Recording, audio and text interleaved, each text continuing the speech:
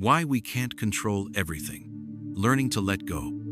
In today's world, the idea of control has seeped into nearly every part of our lives. We plan, we set goals, we strive for perfect outcomes, and we often believe that our control and effort are what determine success. This belief is deeply rooted. If you're not in control, you're losing. Yet, reality constantly shows us the opposite. No matter how hard we try, things often don't go as we want. And it's at that exact moment that stress, anxiety, and disappointment are born. Why? Because we come face to face with the limits of our influence, but we don't know how to accept them. In this article, we'll take a deeper look at why controlling everything is impossible and how mastering the art of letting go can restore our inner peace. Let's start with a simple fact. The world is objectively chaotic. From global events, economic crises, wars, natural disasters, to everyday inconveniences like traffic jams or canceled meetings. All of this lies outside our sphere of influence. Even in personal relationships and at work, our control is limited. We can't force another person to think or feel the way we want. And the sooner we accept this as reality, the sooner we free ourselves from the illusion of total control. Stoicism, the ancient Greek philosophy, clearly captures this principle through the idea known as the dichotomy of control. Epictetus, one of the great Stoics, wrote, "Some things are up to us, and some things are not. Our task is to learn to distinguish between these two categories. Our thoughts, choices, and efforts, these are within our power. But outcomes, other people's reactions, the weather, political situations, these are beyond our influence." This is where the main internal conflict of modern people is born. We spend enormous energy fighting against things we cannot change. Trying to control everything breeds insecurity and anxiety. We fear the future because it's uncertain. We agonize over the past because we cannot change it. And so, our attention constantly drifts between things that don't exist, future scenarios and past mistakes. Meanwhile, the only thing truly under our control is the present moment, our response to what is happening right now. But a mind raised in a culture of total control resists accepting this truth. On a psychological level, the desire for complete control is often tied to deep-rooted fears. Fear of losing status, safety, love, or respect. We fear the chaos that comes with letting go of control, and so we cling tightly, even if it destroys us from within.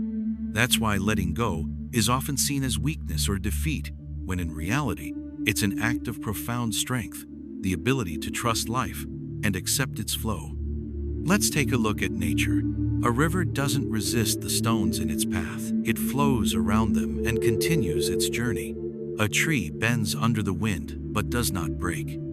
All living things in nature survive through flexibility, not rigid control. Humans, on the other hand, try to manage every aspect of existence, and this is exactly what makes us vulnerable to life's inevitable changes.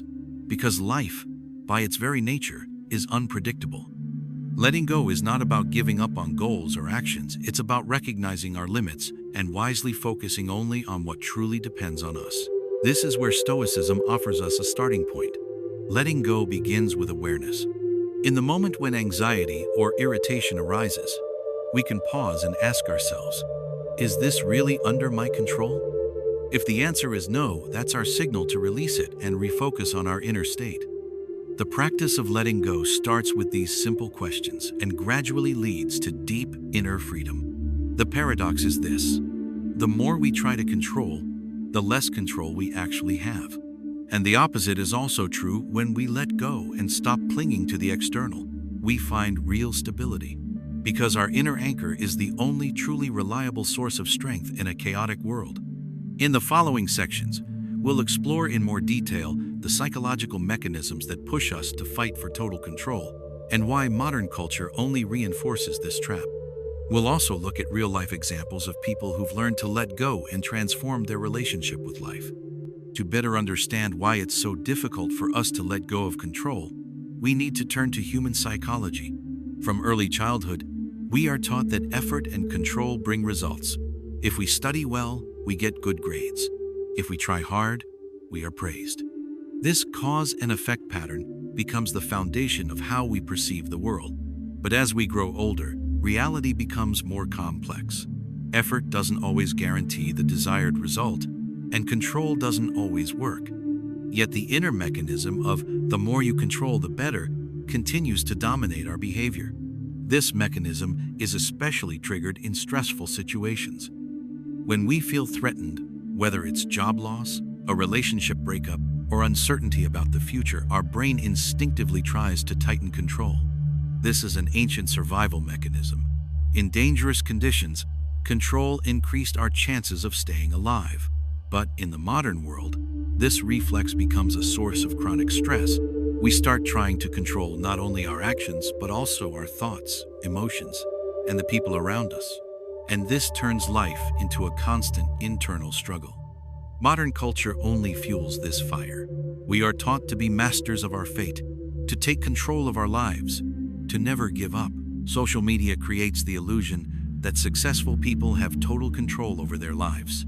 Career, relationships, health, everything seems to be fully managed by them. This picture is far from reality, but it forms false expectations within us. When things don't go according to plan, we start blaming ourselves. I didn't try hard enough. I didn't control enough. This inner criticism only increases anxiety and tension. This is especially noticeable in the professional sphere. Modern employees often face burnout precisely because they try to control everything: deadlines, quality, team dynamics, career progression. But in reality, business and work are always tied to risks and uncertainties, and fully managing all variables is impossible. Trying to achieve this level of control leads to exhaustion, loss of motivation, and even depression. Now, let's look at examples of people who managed to escape this trap. Take the case of a famous athlete who, after a series of injuries and failures, realized that he couldn't fully control his body. Instead of continuing to fight and break himself further, he shifted his focus. He started concentrating on what was within his control: his recovery routine, nutrition, and mental practices. This allowed him to return to sports, but with a new approach, without inner violence against himself. Or the example of an entrepreneur who, after several failed projects, came to understand that market conditions and the economy will always fluctuate, and he can't control that. So he decided to stop chasing quick success and began building his business based not on external outcomes, but on process and inner values. As a result, his venture became more resilient, and he became calmer. These stories show that letting go of control is not passivity or giving up on action. It's a shift in focus, from external to internal, from results to process, from struggle to cooperation with reality. This is exactly the kind of approach Stoicism teaches us. Interestingly, even in cognitive behavioral psychology, there are similar techniques. One of them, cognitive diffusion, teaches not to fight negative thoughts but to observe them without trying to control or change them. This approach reduces stress because a person stops wasting energy on things that are beyond control. Stoic letting go works in much the same way. It's an active choice, not to get involved in a battle with the inevitable. Another important aspect is emotional intelligence. People with high emotional intelligence can distinguish their feelings and understand their nature. They know they can't control the emotions of others, but they can manage their own response to those emotions. For example, if a boss criticizes their work, a person with high emotional intelligence doesn't try to forcefully change the boss's opinion. Instead, they focus on maintaining inner calm and finding something constructive in the situation. This mindset allows for building healthier relationships both at work and in personal life, because the attempt to control the feelings and behavior of others is one of the main causes of conflict. When we let go of this urge, we start interacting with people on a more respectful and mature level. Now that we've understood the nature of control and its traps, it's time to move on to practice. How exactly can we learn to let go of what is beyond our power? How can we turn Stoic principles from theory into real-life action, especially when faced with daily stress and challenges? The first step is developing mindfulness. Without this skill, letting go is impossible. Mindfulness is the ability to notice the moment when you start trying to control something outside your influence. For example, When you catch yourself thinking, "Why did this person treat me this way?" or "How can I make circumstances change?" this is a signal that you're crossing the line of control. At that moment, it's important to pause and ask yourself the key Stoic question: does this affect what depends on me? Here are some simple techniques to help build mindfulness. Observation journal. At the end of the day, write down situations where you felt anxiety, irritation, or fatigue. Analyze what was within your control and what wasn't. Pause practice. During the day, when you feel a strong emotion, take 3 deep breaths and give yourself time before reacting. This helps you step back from the impulsive urge to control. Morning intention. In the morning, remind yourself, "Today I will focus only on what I can control, my actions, my thoughts, my attitude." The second step is to embed the principle of control distinction into your thinking. The essence of this principle: everything in life falls into 2 categories: what depends on me and what doesn't. The Stoics taught that we should train this skill of discernment every day. You can start with a simple exercise. 1. Take a sheet of paper and divide it into 2 columns. 2. In the first, write everything that's bothering you or causing stress right now. 3. In the second, next to each item, mark whether you can directly change it or not. This kind of analysis often opens your eyes. It turns out most of our worries are about things beyond our control. The third step is replacing control with trust in the process. In Buddhism, this is called the principle of acceptance. In psychology, flexible thinking. And in Stoicism, living according to nature. The core idea is the same. When you let go of controlling external circumstances, you begin to trust the flow of life and focus on your own virtues: courage, wisdom, temperance, and justice. You do everything you can on your side and let the rest take its natural course. For example, if you're preparing for an important work presentation, your zone of control: prepare thoroughly, rehearse your speech, plan the structure. Out of your control: how exactly the audience will react, what your boss will say, whether the result will match your expectations. Letting go of control here means, I will do everything that depends on me, but I won't torment myself trying to predict or change other people's reactions. The fourth step is building tolerance for uncertainty. One of the main reasons people can't let go of control is fear of the unknown. Uncertainty feels like a threat, but life by its nature is full of uncertainty. Stoicism teaches us not to fight this fact, but to learn to see it as space for growth. Train this skill like this. From time to time, deliberately step out of your comfort zone. Try new things, even if you're unsure of the outcome. Get used to the thought, I don't know exactly how this will end, but I will handle whatever comes. Read stories of people who overcame tough challenges. This helps strengthen your belief in your own resilience. The fifth step is developing an internal anchor. The Stoics believed that true peace comes when a person relies not on external circumstances, but on their own values and principles. This is what makes letting go of control possible. You stop seeking stability in an unpredictable world and find it within yourself. To build this, it's helpful to regularly remind yourself, what is truly important to me? What qualities do I want to cultivate in myself, regardless of circumstances? How can I stay true to myself, even when the world around me is unstable? The stronger this inner anchor becomes, the easier it is to let go of external expectations and avoid panicking when things go off plan. So, we come to the main conclusion. The ability to let go is not weakness, not avoidance of responsibility, and not inaction. On the contrary, it is the highest form of maturity and strength. It is the art of living in harmony with reality, rather than struggling against it. Many great thinkers agree on one thing. Suffering doesn't come from events themselves, but from our resistance to them. Stoicism helps us see this clearly. Anxiety is the attempt to control the uncontrollable, wrote the Stoic Epictetus. And the moment you give up this struggle, you free up a tremendous amount of inner energy that can be directed toward what truly is under your influence: your thoughts, your decisions, your character. To turn letting go into a lasting habit, it's important to integrate practices into daily life. Here are a few methods you can start using today. 1. Morning meditation on control. Begin your day with a reminder.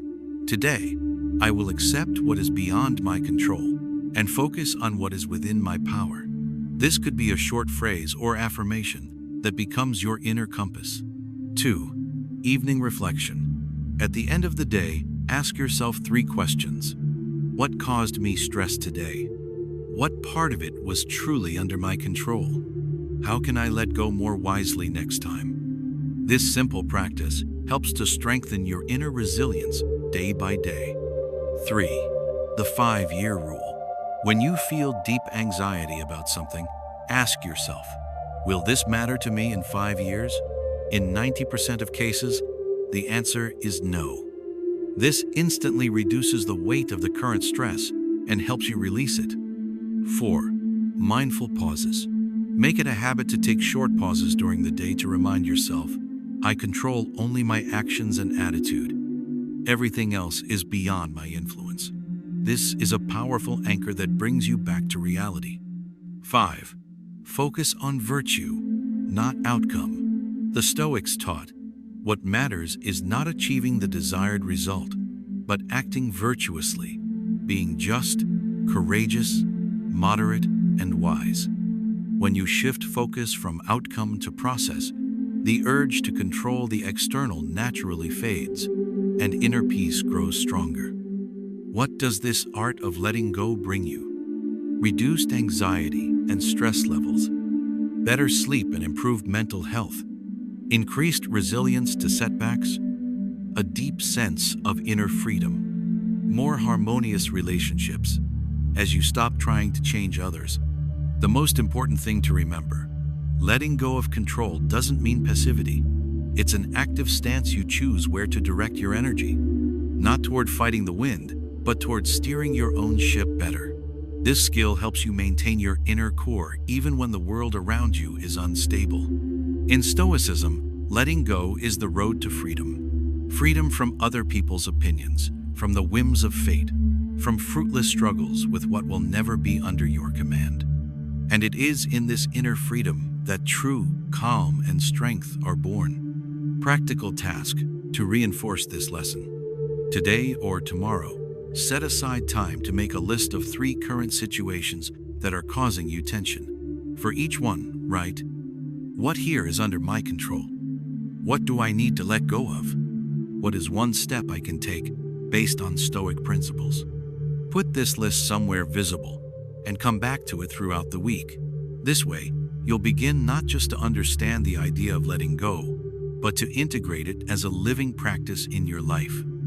And remember, real calm doesn't come when the world becomes perfect, but when we learn to make peace with what we can't control and focus on what we can in our own lives. Thank you for spending this time with me. Remember, true control begins within. If this approach resonates with you, subscribe to the channel. Right now, our like-minded friends are already sharing their experiences and supporting each other in the comments. Let's learn together to let go of the unnecessary, stay calm, and achieve inner harmony.